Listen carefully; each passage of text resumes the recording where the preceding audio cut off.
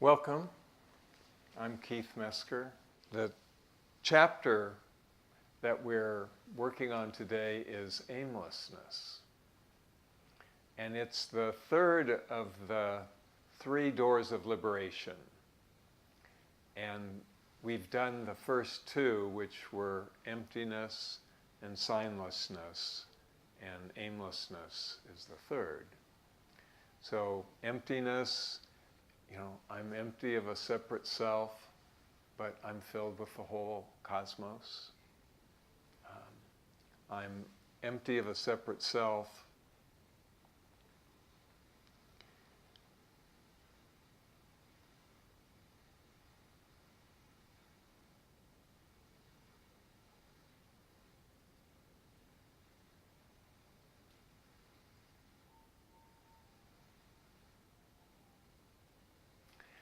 and the self is made entirely of non-self elements. So I am made entirely of non-me elements. I'm empty of a separate self, and I'm made out of all these different elements, none of which are exactly me. I can do without any individual cell in my body, but that's obviously, it's a part of me. But you're a part of me too, and the floor, and gravity, and there's no limit to how much of this world is us. So we are the whole cosmos. We're empty of a separate self, but we inter-are with everything. So, and signlessness, with the eyes of signlessness, I'm not caught by signs. I know that, I know your name, but you're not your name. I know things about you, but if I just go, oh, there's Diane, and I turn away, then I haven't looked. I haven't seen and beheld. So reality is infinitely more than our signs for it, our concepts. And so not to be caught by the signs that we use, and then not to need signs to know that the rest of the world is present here now. This carved wooden hands can't be here if the sun isn't here to nourish the seeds, if the water isn't there for the tree to grow, if the earth wasn't here, if the universe hadn't been born 13.8 billion years ago. So it's all present in everything. And if we look deeply, we can see that. And we don't need the signs of those things to know that they're here. So then we come to aimlessness. It's funny that aimlessness it's not normally something we feel positively about. It would normally not be a compliment to say, somebody is aimless. But it means there's nothing to do and there's no place to go. We're already here. We have arrived in the here and the now, where true life is. There's nothing missing from ourselves, from reality. And we know that that's not quite true, or we wouldn't be here. There's something we want in addition to what we have. And the idea here is that is only to wake up to what is. We have the teaching, you already are all that you want to become. You already are the whole cosmos. How could there be anything more?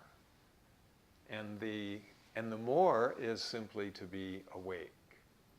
And that is what we're practicing to generate, is our own awakeness.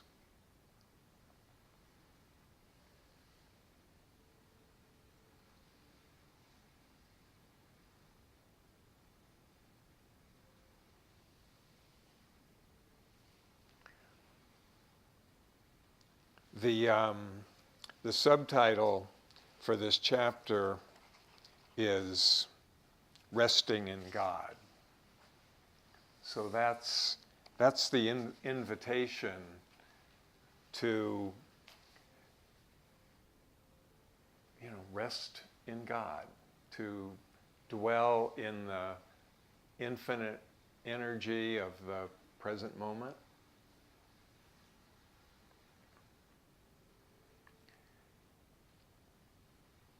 It's interesting that Thich Nhat Hanh uses the phrase resting in God because, he's Vietnamese, he's a Buddhist. God would not normally be a part of his language. But, he's here in Western civilization talking to us, so he's throwing out a bridge to people for whom, God is their word for the ultimate. In this practice, we have other words like the ultimate dimension.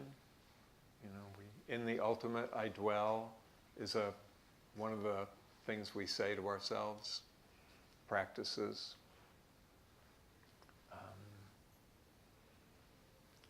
And Buddhists have the term the Pure Land of the Buddha, and we have the term nirvana for the ultimate. And we have the teaching that we are nirvana.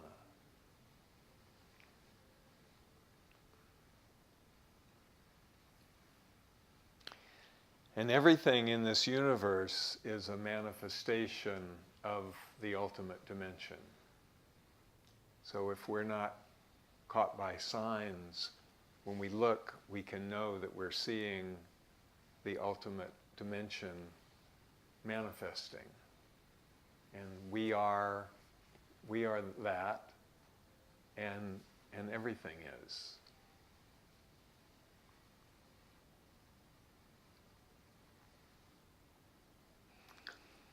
One of the people I study is a physicist, mathematical cosmologist is his branch of physics, and it's Brian Swimme.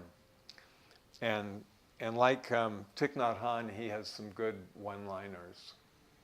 And one of them is that the universe is an inexhaustible celebration of ultimate mystery. I just think that's a wonderful invitation to experience reality in its depths. And the meaning of aimlessness is that we don't put something out in front of ourselves and then chase after it. I have this cartoon image in my head of like a greyhound with a stick on its back and hanging out over its head, and there's something hanging from the stick. And so the greyhound is just running for all it's worth to catch up to this thing, which of course can't happen. And we spend our lives chasing after things, degrees and certificates and jobs and homes and stuff. It's so to stop and absorb that we have and we are everything that we want is a profound transformation. And stopping sounds simple, but it takes training. And that's what we're doing here. We're training our minds. We're yogis of the mind. That's what it is to be a mindfulness practitioner.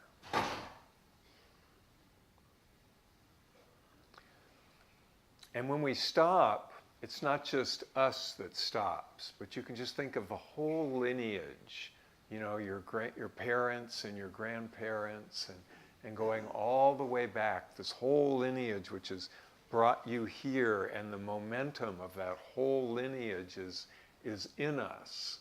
And when we stop, the whole lineage stops. All of our ancestors.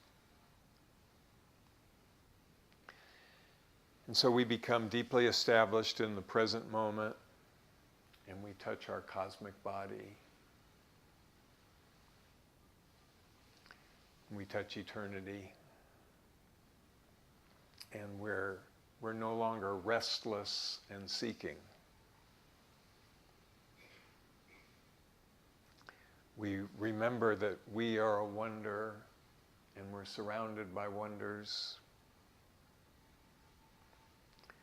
That reality is, if anything is sacred, this reality is sacred.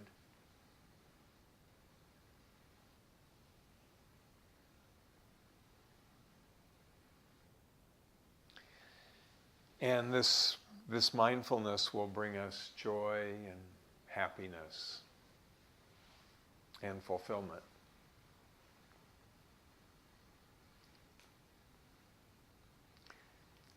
And it's important that we treat our bodies with the deepest respect. Because it's only through our bodies that we can touch reality.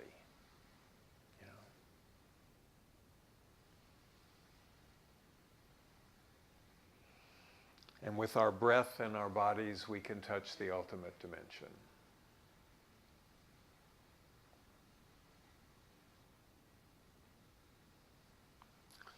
One of the subheadings of the chapters is, be beautiful, be yourself.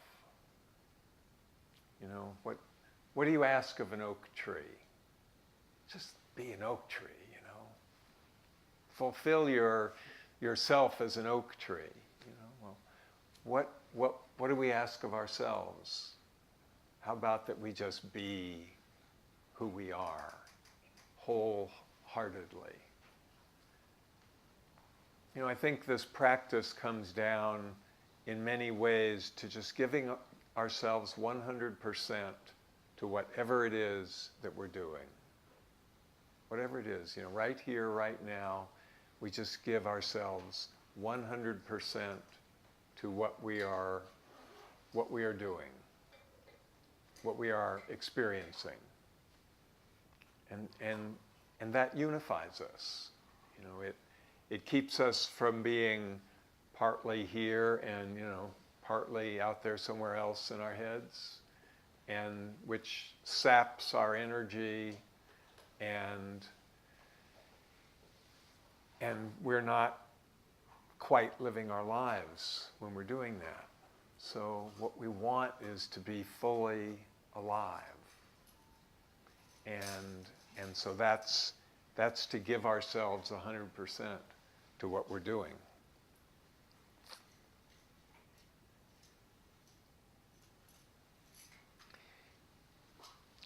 The founder of our lineages is Lin Chi, who lived in the Tang Dynasty in China.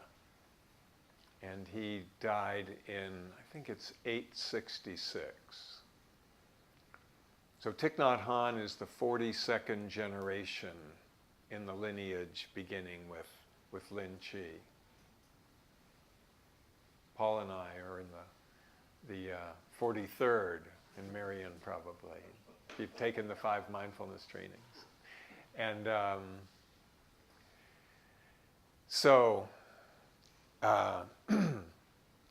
Lin Chi, he talked about the businessless person. That was his, part of his ideal was the businessless person. And it's the same idea that by not chasing after something other than what we are, not trying to be something other than what we are, we can be fully here. And he also talked about confidence, about how important it is to be confident in yourself, in the world, in your ability to be. You know, we know how to do this. Part of what we're doing is just giving ourselves and each other permission to be. It's not difficult, it's not complicated, but we have to overcome the habits by which we keep ourselves from being who we are. So to have confidence that you can be peaceful, compassionate, and awake,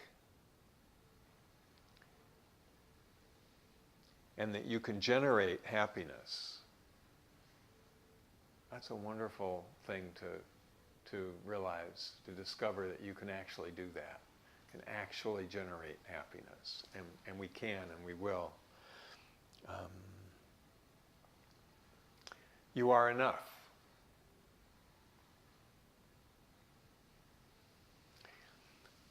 So the message is just live a simple, authentic life. We only need to live our life deeply in the present moment. Loving kindness, understanding, and compassion are already in us.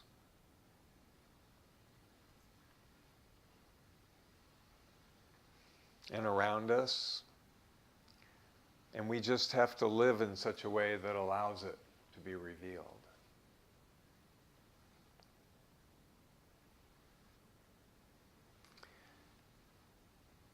Free from our desires, plans, and our projects, we are sovereign of ourselves with ease and freedom. I know in meditation that's always the challenge for me, is the projects just come in and then I'm thinking about, how am I going to fix that, water problem out there, and then I remember, this is not the time for that, but worry, projects,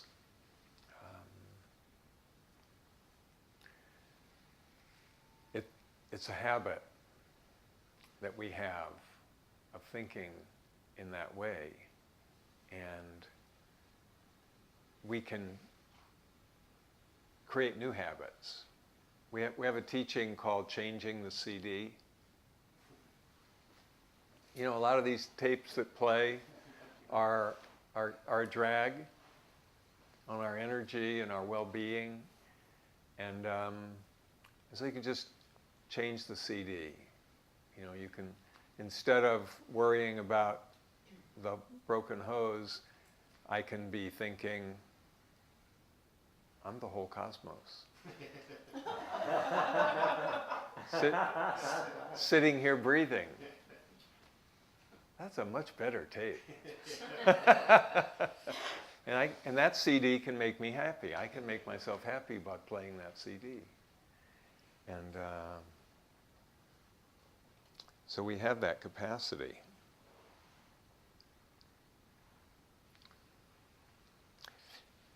So, being aimless, you have to wonder, well, does that mean you just don't care about the world and the suffering in the world, and you don't want to do something to improve the world and ourselves and other people, and help starving children? And well, no, it doesn't mean that.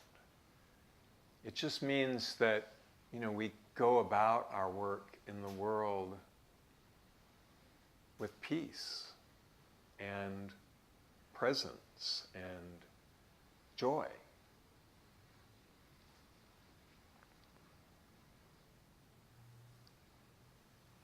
And it's important that we think through what it is that we care most about in this world. You know, what do I want to devote my life to? What is most important to me? When Thich Nhat Hanh thought about that, his answer was to be peace and to bring peace. And I know when I have a really great moment, I'm out in nature and I sit down and I'm just suddenly overwhelmed by the beauty and the deliciousness of the sunshine and how utterly wonderful it feels to be alive, and that nothing changed. I just had to realize that. Well, I want to share that immediately. I want to share that. It's just so natural. So when we learn to nurture ourselves and take care of ourselves and make ourselves joyful and happy, we will optimize our effect in the world. If we are joyful, we will bring joy to others.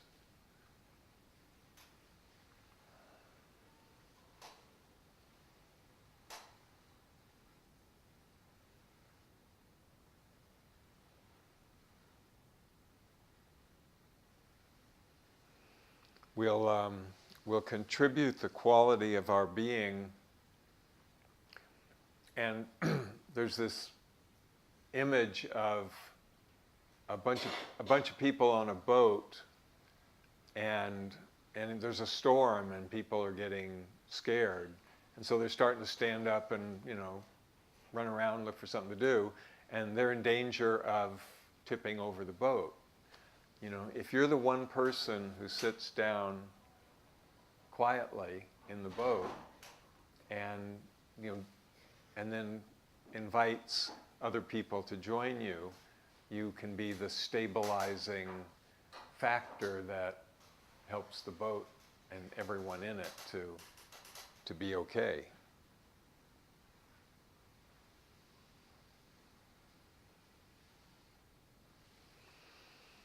So it's, what is your dream is another one of the segments of this chapter. So it's important that we dream, that we have a dream, that we know what our dream is, and it's important that we know the dreams of our loved ones. Let's ask our beloved, what is your dream? And do we share a dream?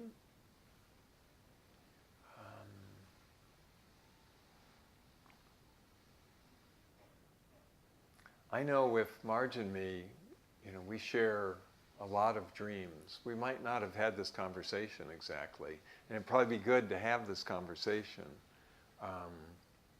But I already know some of what her dreams are, and I know that she knows some of what my dreams are, and we support each other in manifesting our dreams. And what Thay is saying here is that we don't fulfill our dream in the future. We fulfill it in the present moment. We live our dream right now, and we manifest our dream in the present moment, so that we realize with every step, with everything that we do, we're realizing our dream. In Buddhism, you have the Four Noble Truths. The story is that this is the very first thing the Buddha taught after his enlightenment. It was the the Four Noble Truths and the Eightfold Noble Path. And the Four Noble Truths are that there is well-being in the world, and there is a path of well-being. And there's suffering in the world, and there's a path of suffering. And it's not that at the end of this path you get to well-being or you get to suffering. We generate well-being and suffering in the present moment. So these are, the path is the goal. And the Eightfold Noble Path, by the way, is the path of well-being. So that's, and the Eightfold Noble Path is right view, right thought, right speech, right action, right livelihood, right diligence, right mindfulness, concentration, and insight. And all of these are ways of generating well-being in the present moment. So that's the whole practice of Buddhism.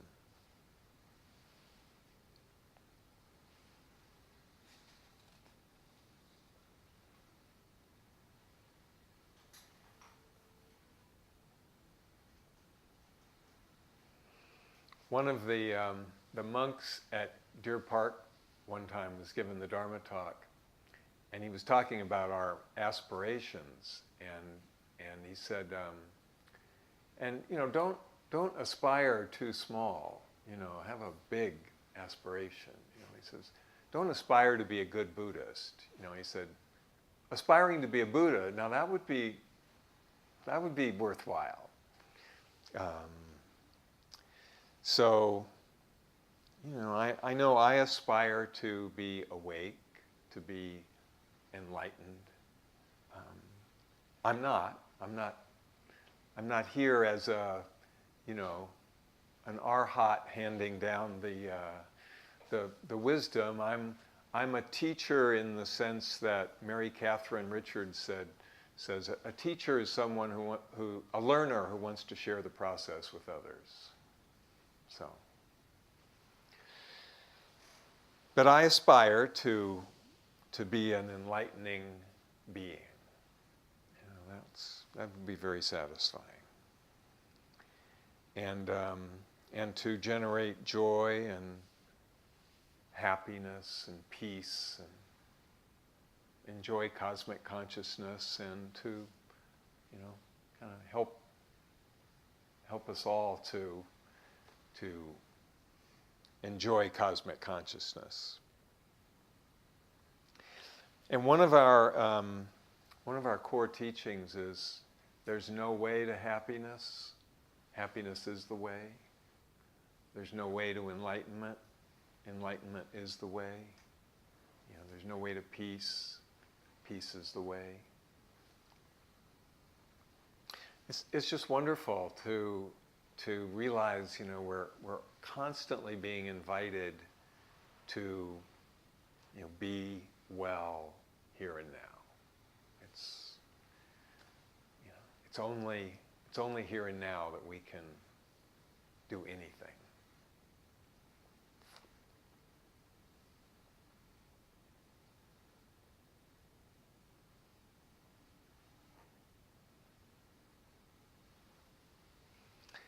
He was talking about sharing your dreams and saying you can even, you can share your dreams with your beloved, but you can share them with your parents. They may be dead, but you can still share your dreams and hear what their dreams are, and you're realizing their dreams. That's part of what we do for our ancestors, is we are their continuation, and we are fulfilling the dreams of our ancestors, the dream of the earth.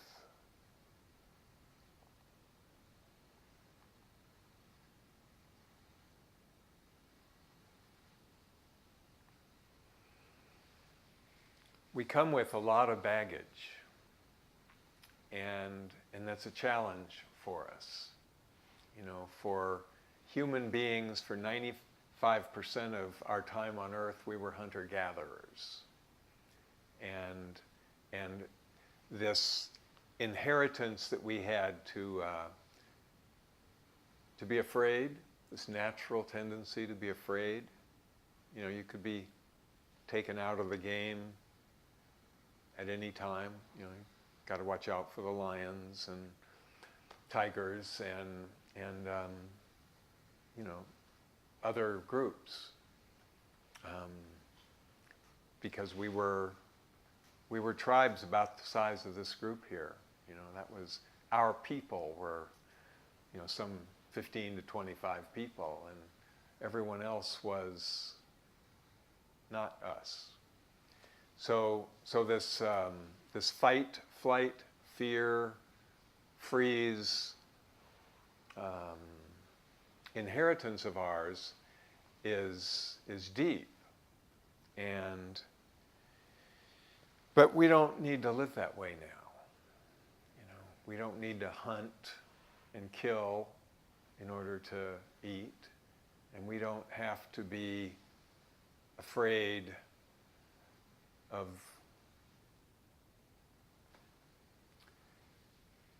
what's around us in the way that we once did. So now we can walk and bring the ultimate dimension into our daily activities. You know, to not live in fear is sort of the essence of this practice.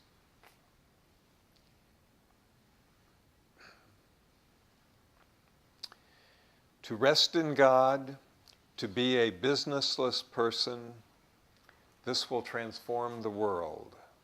Our joy and happiness will be contagious. Our insight will be contagious.